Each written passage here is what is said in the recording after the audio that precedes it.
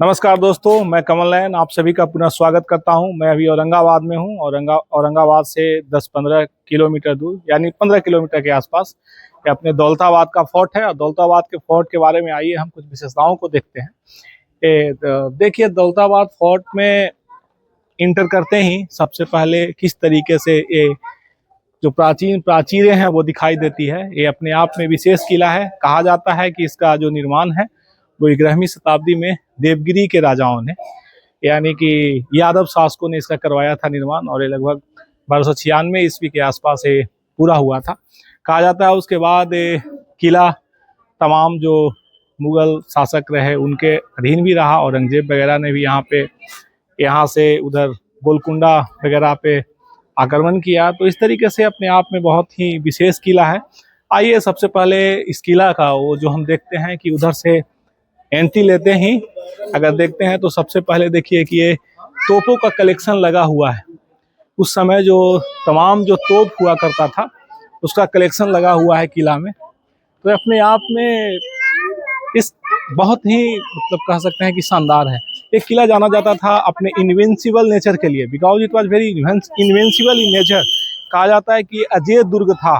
यहाँ बहुत सारे आर्टिलरीज का प्रयोग होता था उस समय में। सोचिए कि 18वीं शताब्दी के आसपास इसमें इस तरीके के कैनन का यूज हुआ था। इसमें तमाम हम किला में आगे भी जो कैनन है, श्री दुर्गा कैनन और जो काला पहाड़ कैनन और भी तमाम कैनन है उसको हम देखेंगे। देखिए उस समय का जो कैनन है उसका विशेषता देखिए, इतना लंबा है और इस तरीके से ऊपर से कॉपर से बनाया हुआ था। तो कह सकते हैं कि The Daulatabad fort was known for its invincible nature, its highly defense mechanism। एक किला से घुसते ही देखिए यहाँ पे जो है दौलताबाद फोर्ट का भव्य जो है प्राचीन जो दीवारें हैं वो दिखती है। ये अपने आप में बहुत मजबूत दीवारें हैं। देखिए तो इस तरीके से दौलताबाद अपने आप में विशेष है, इसकी मजबूती अपने आप में विशेष है। इसे चांद मीनार भी कहा जाता है। ये चांद मीनार है जो कि बनाया गया था। का जो निर्माण है वो बहमनी एक गुलाम था, अहमद शाह करके नाम था उसका, बहमनी गुलाम, जो कि विजयनगर पर जब 1443 में जीत जब हासिल करता है तो इस चांद मीनार का निर्माण करवाता है। ये लगभग 63 मीटर 63 मीटर ऊंचा है। इसमें 4 तल हैं, 24 कक्ष हैं। तो इस तरीके से बहुत ही भव्य है। और इसका जो शैली है, जो आर्किटेक्चर का स्टाइल है वो फारसी शैली है। और कह सकते हैं कि ये जो दिल्ली का कुतुब मीनार है उससे अभिप्रेरित है।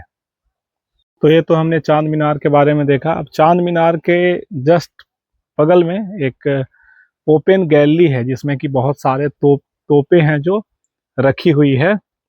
तो ये देखिए मेरा भाई है जो देख रहा है, उसको तोपों को देख रहा है कि बहुत तरीके का जो है जो तोप यहाँ पे रखा गया है।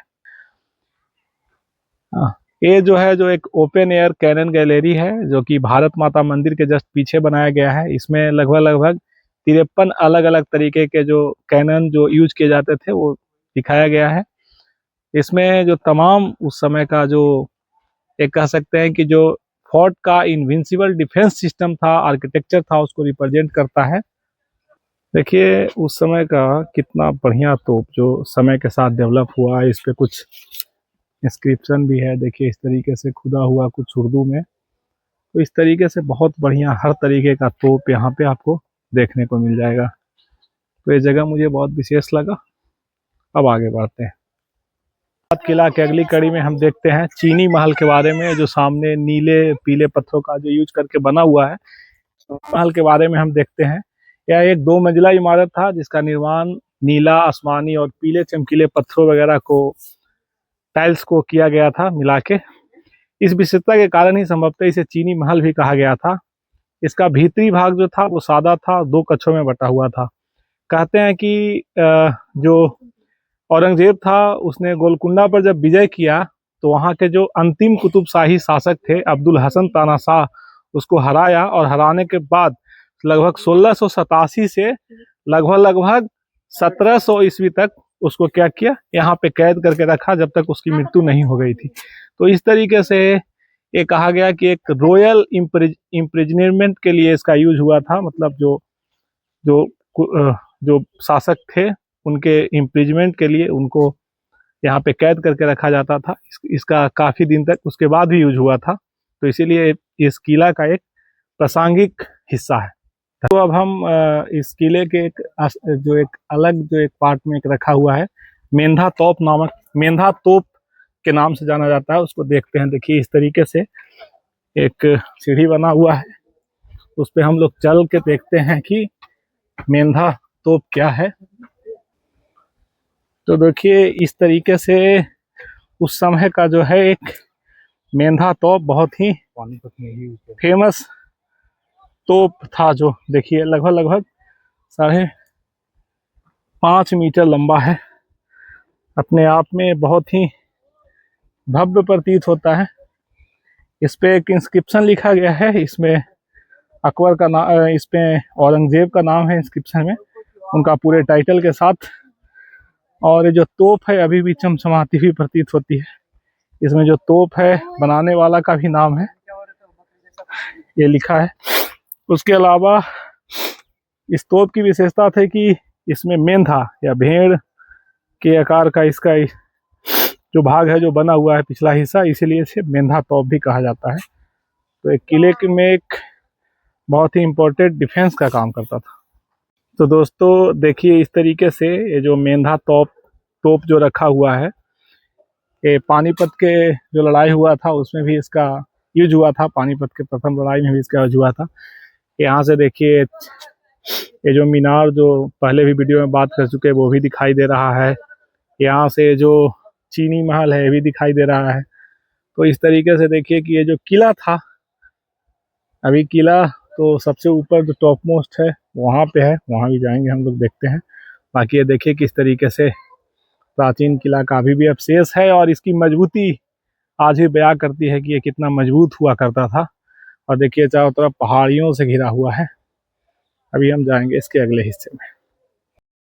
तो दोस्तों आइए, मैं और मेरा भाई अभी इस दौलताबाद फोर्ट के सबसे ऊपरी हिस्से पर हैं, और आइए देखते हैं कि यहाँ जो तोप रखा हुआ है इसका नाम दुर्गा तोप है, और यह विशाल धातु का बना था। इसका जो मुख है वो सिंह के आकार का था, जो कि शक्ति और विजय का प्रतीक भी माना जाता है। कहा जाता है कि जब शत्रु सेना किले की ओर बढ़ती थी तो दुर्गा तोप से गोले दागे जाते थे। इसकी आवाज इतनी भयानक होती थी कि दुश्मन सैनिक में डर फैल जाता था। स्थानीय मान्यता के अनुसार इस तोप का नाम दुर्गा इसीलिए पड़ा क्योंकि किले की रक्षा देवी दुर्गा की तरह करता था। इसका महत्व है कि यह तोप किले की अजय सुरक्षा व्यवस्था का प्रतीक है। दोस्तों देखिए है दौलताबाद फोर्ट का गैलरी, जो ऊपर में एक कॉन्फ्रेंस हॉल बनवाया था उसका एक गैलरी है। देखिए यहाँ से कितना मनोरम दृश्य दिखाई देता है, यहाँ से चांद मीनार वगैरह, ताकि सारा क्लियर दिखाई दे रहा है। इस तरीके से एक गैलरी है। आइए गैलरी में हम देखते हैं। एक गैलरी देखिए इस तरीके से एकदम ज़बरदस्त बनाया हुआ है। और ये देखिए गैलरी है, यहाँ पे मीटिंग वगैरह हुआ करता था। एक कॉन्फ्रेंस हॉल है उस समय का। इसको बारादरी भी बोलते हैं, बारादरी।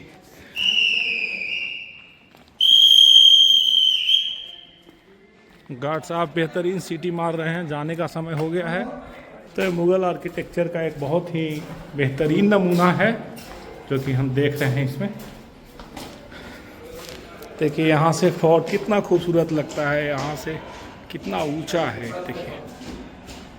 देखिए यहाँ से कितना किला शानदार लग रहा है। यहाँ से देखिए किला का कितना ज़बरदस्त इसका किलाबंदी किया गया था। अभी भी आपको यहाँ से वॉल नज़र आएगा। देखिए 50 फीट गहरा था, इसमें पानी रहता था।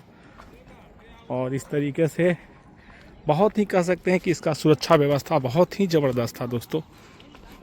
ये दोस्तों उस समय का अंधेरी गैलरी बोलते हैं इसको, भूल भुलैया टाइप का बोलते हैं। ये बनाया गया था कि ताकि डायरेक्ट दुश्मन अप्रोच ना कर सके। ये अपने आप में किला के डिफेंस का बहुत तगड़ा मैकेनिज्म था। सिंगल पत्थर को तराश के इसको घुमावदार बनाया गया था। भुलैया में बहुत सारे रास्तों का प्रयोग किया गया था। ताकि दुश्मन इजीली कंफ्यूज हो जाए। देखिए इस तरीके से। और ये उस समय में बिल्कुल अंधेरा होता था। जैसे इस पॉइंट पे दो रास्ता है, एक इधर से जाने का, एक इधर से जाने का। इधर से जाने पे ऊपर से गर्म तेल गिराया जाता था, इधर से जाने पे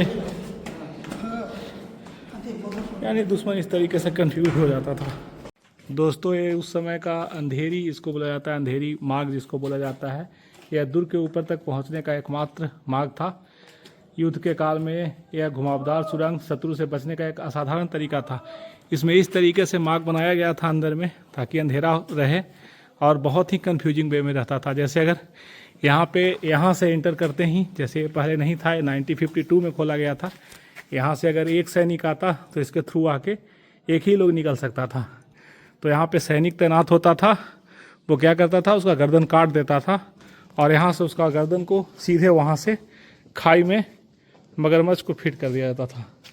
इस तरीके का हमारा डिफेंस मैकेनिज्म था। अगर यहाँ पे आते थे तो यहाँ पे ऊपर में 3 ब्लॉक था, 1 2 3। ऊपर से भी सैनिक होते थे, ऊपर से हमला कर सकते थे।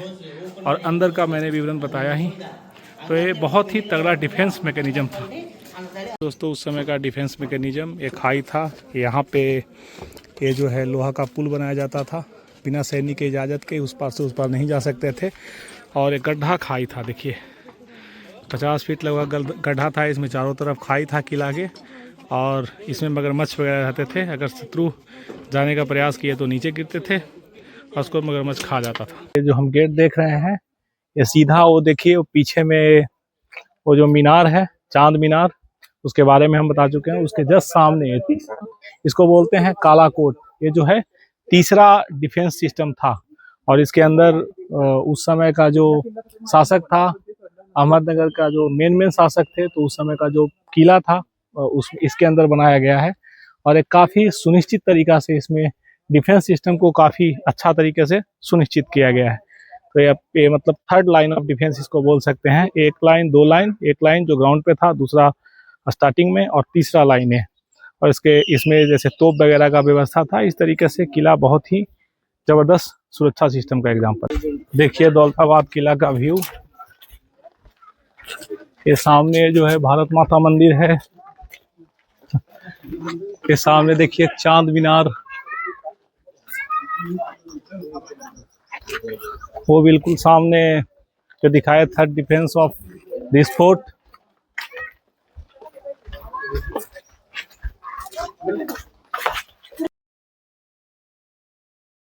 अब वीडियो के अंत में हम दौलताबाद किला के बारे में कह सकते हैं कि यह मध्यकालीन भारत की उत्कृष्ट सैन्य वास्तुकला का प्रतीक है। ऊंची पहाड़ी पर स्थित यह किला गहरी खाई, मजबूत दीवारों, भूल भुलैया मार्गों और विशाल द्वार सुरक्षित था। यादव वंश द्वारा निर्मित और बाद में मोहम्मद बिन तुगलक द्वारा राजधानी बनाया गया, यह रणनीतिक कौशल दर्शाता है। इसी के साथ आइए दोस्तों हम वीडियो को खत्म करते हैं। बहुत बहुत धन्यवाद। हम आगे भी जुड़े रहेंगे। धन्यवाद।